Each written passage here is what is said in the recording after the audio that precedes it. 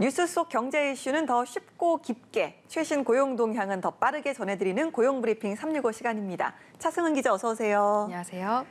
오늘은 어떤 이슈가 있을까요? 네, 사회적으로 부익부 비익빈, 금수저, 흑수저란 말이 유행할 정도로 부의 대물림에 대한 상대적 박탈감이 자주 이슈가 되고 있습니다. 금수저와 흑수저의 격차는 취업 시장에 첫 발을 내디딜 때부터 존재한다는 연구 자료가 나왔습니다. 서글픈 부의 대물림은 대체 어디서부터 어디까지 영향을 주고 있는 걸까요? 첫 번째 이슈픽에서 짚어봅니다. 예, 이야기만으로 벌써 좀 슬퍼지는 소식입니다. 좁고 좁은 취업문을 겨우 뚫고 첫 발을 내디뎠는데도 이런 환경적인 영향이 있다라는 거죠. 네, 가난한 집 자녀가 부잣집 자녀보다 좋은 일자리를 얻을 확률이 약 8%포인트 낮다는 분석이 나온 건데요. 최근 한국경제학회 학회지에 게재된 우리나라 노동시장에서의 흑수저 디스카운트 효과라는 논문에서입니다.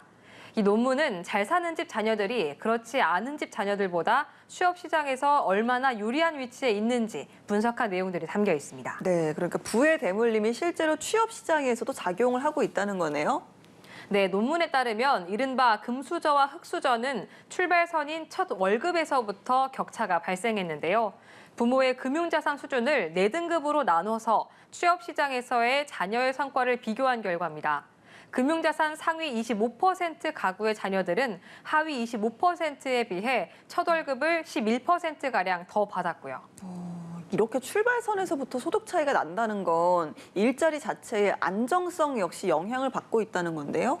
네, 맞습니다. 부모가 소득이 높을수록 자녀가 정규직이면서 동시에 대기업에 종사하는 비율이 높았는데요. 하위 25% 부모의 자녀가 부모가 최상위 분위 부모의 자녀보다 양질의 일자리에 처음 입사할 확률은 7.6%포인트 낮았습니다. 이런 결과는 청년들이 구직하는 과정에서 직면하는 현실적 문제와 관련이 있습니다. 예, 아무래도 환경적으로 뒷받침이 된다면 좀 될 때까지 도전할 수 있는 그런 여유가 있잖아요. 그렇죠. 대부분 청년들은 첫 일자리를 구할 때 자기 적성에 맞고 발전 가능성이 높은 좋은 직장을 갖고자 하는 건 다 똑같죠. 그런데 오로지 취업 준비만 될 때까지 한다라는 거는 더 오랜 시간과 비용이 필요한 문제고 또 결국에는 부모의 지원이 얼마나 이루어지느냐가 관건일 수밖에 없습니다. 부모의 지원을 부잣집 자녀는 구직 과정에서 오랜 시간과 비용을 쓸 수 있고 결국 좋은 직장을 구할 확률이 높아지는 겁니다. 예, 이렇게 출발선부터 차이가 난다는 건 결국은 좀 시간이 지날수록 그 간극이 더 커질 수밖에 없다. 이렇게 해석할 수 있지 않을까요?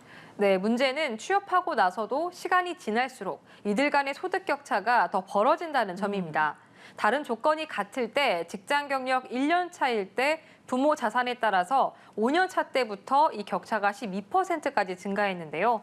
부모의 재력이 성인 자녀의 노동시장 성과에까지 고스란히 영향을 미치고 있는 겁니다. 야, 오늘 주제 정말 슬프네요. 정말 현실에서도 충분히 알 수 있는 사실이긴 하지만 또 이렇게 연구 자료를 통해서 구체적으로 입증이 됐다라고 하니까 더 씁쓸하게 다가오는 것 같습니다. 실제로 취준생들의 마음은 어떨까요? 취업 준비생들도 이런 현실을 인식하고 있었습니다. 2018년 잡코리아에서 대한민국에서 성공하기 위한 조건을 주제로 설문조사를 했는데요. 응답자의 대부분인 90%가 수저 계급론은 부인할 수 없는 우리 사회의 현실이라고 답했습니다. 또 우리 사회에서 출세하고 성공하기 위해서 가장 중요한 조건에 대해서도 부모의 경제적 뒷받침 그리고 재력이라는 응답 비중이 37%로 개인의 역량의 2배 수치였습니다. 이외에 인맥, 성실성, 학벌 등 개인의 노력과 관련된 요인들 역시 마찬가지였습니다. 네, 그러니까 이런 격차를 아예 없애는 건 현실적으로 좀 불가능하겠지만 어느 정도 차이를 줄일 수 있는 방법은 좀 어떤 게 있을까요?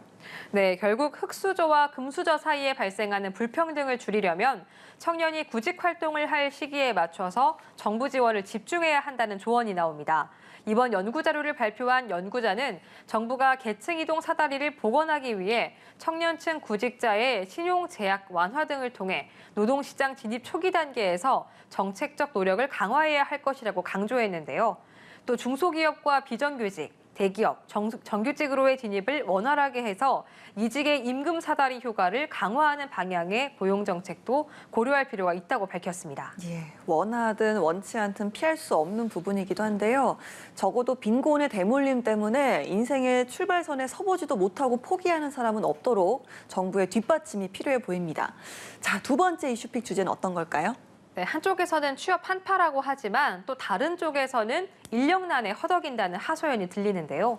바로 중소기업입니다. 고질적인 인력난이 계속되면서 이제는 한계치에 다다랐다는 이야기까지 나오는데요. 두 번째 이슈픽으로 준비했습니다. 예, 임금이 높은 대기업으로 취업 지원이 몰리다 보니까 중소기업들은 인력난을 겪고 있었는데 어느 정도의 상황일까요? 네, 갈수록 심해지고 있습니다. 특히 공장이 수도권에서 멀수록 2030 청년들에게 외면받고 있습니다. 고용노동부에 따르면 지난해 10월 기준 전체 기업이 채우지 못한 빈 일자리는 22만 6천 개인데 이 가운데 300인 미만 사업장이 96.9%를 차지했습니다.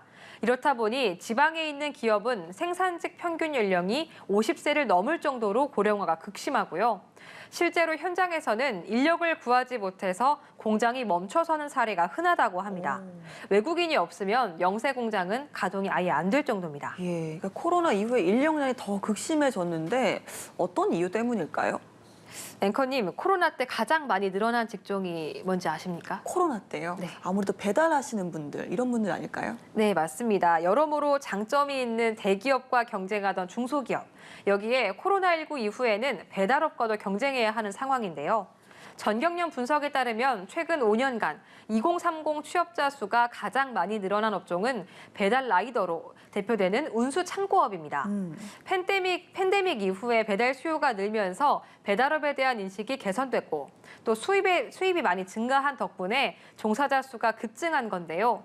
임금 수준이 낮은 작은 기업에서 일하느니 일한 만큼 벌고 개인 시간도 가질 수 있는 배달 라이더를 하겠다는 청년들이 많이 늘어난 겁니다. 예, 특히 영세 기업으로서는 더 어려운 처지에 놓이게 됐는데 어떻게든 기본적인 인력 수급은 꼭 필요하고 여러모로 답답한 상황입니다. 정부에서는 어떤 안을 마련 중일까요? 네, 정부도 이 같은 문제점을 인식해서 외국인 근로자 쿼터 확대, 이런 고용 지원 대책을 내놨습니다. 하지만 어디까지나 미봉책에 불과한데요. 전문가들은 독일이나 일본처럼 자국민 청년층이 취업할 수 있는 체계적인 환경 조성이 선행되지 않을 때 소재와 부품 등 국내 중소기업들이 강점을 지닌 산업 경쟁력이 갈수록 더 하락할 수 있다는 전망을 내놓고 있습니다. 네, 이런 현상을 완화하기 위해서 기업도 더 적극적인 대책 마련에 나서야 될 것 같은데요. 우선순위는 어떤 게 있습니까? 네, 먼저 대기업과 중소기업의 임금 격차를 줄여야 합니다. 한국경영자총협회에 따르면 지난 2020년 기준 300인 이상 사업체의 경우 대졸 정규직 초임은 기본급과 성과급을 포함했을 때 연 5,084만 원입니다. 300인 이하 사업체의 직원 연봉 3,329만 원보다 50% 이상 높았습니다. 그래서 정부에서도 청년 내일 채움 공제 등 일종의 중소기업 인력 유인책으로 지원하고 있지만 좀 더 다각적인 노력이 필요하다는 목소리가 나옵니다. 네, 고질적이지만 마땅한 해결 방안 없이 근근히 버텨온 중소기업 인력난, 여기서 더 묵히면 오히려 더 큰 화로 돌아올 수 있습니다.